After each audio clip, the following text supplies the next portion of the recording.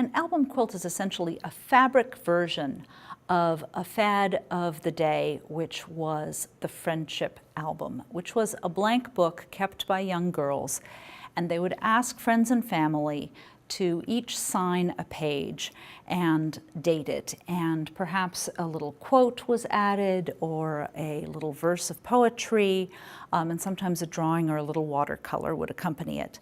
So if you imagine taking a blank book like that with all the signatures and quotes apart and arranging it in rows and making it in fabric, that's where you get an album quilt. The album quilts represent what I call the democratization of elegance.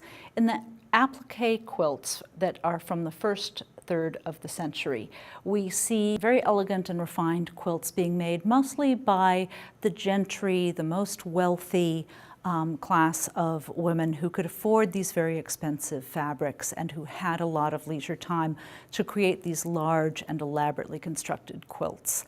By mid-century, technological advances, machine-made fabrics, machine-printed fabrics were bringing the cost down, and more segments of the middle class and the artisan class could participate in making objects of refinement such as these quilts. Some of the album quilts are a little bit like the Hallmark card that someone buys for everybody in the office to sign. Some of these album quilts were a project organized by one woman or a few women, and either they would make all the blocks and get other people to sign them, or they would assign different blocks to people or invite other people to contribute blocks. This is a fad that was popular throughout the United States. You have pieced albums of different kinds. You have simpler album quilts in other areas of the country. But in Baltimore, the genre reached an amazing pinnacle of design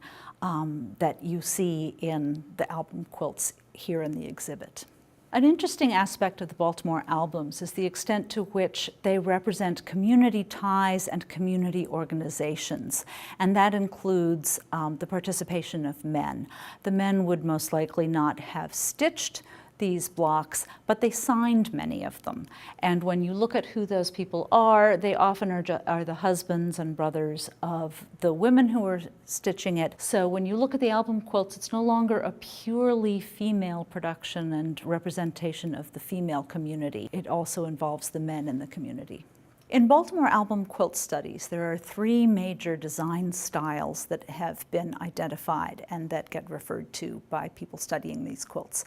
And in one, you see wreaths and vases of almost exclusively red and green, sometimes with touches of yellow.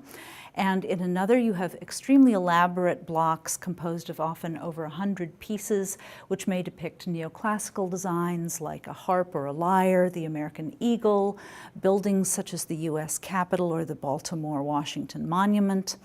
And in a third style, which is a much folk-artier style, so to speak, which often will include figures of animals and people. And we have quilts representing all of those styles in the exhibit.